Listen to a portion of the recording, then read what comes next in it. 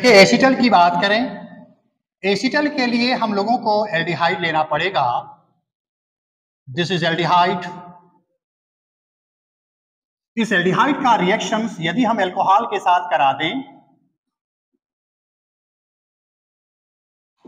उसी तरह का mechanism del plus del minus del plus del minus क्या बनेगा?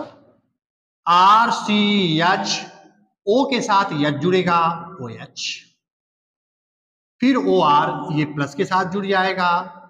यदि हम इसका रिएक्शन पुनः एल्कोहल के साथ करा दें तो by the loss of H2O एक प्रोडक्ट बनेगा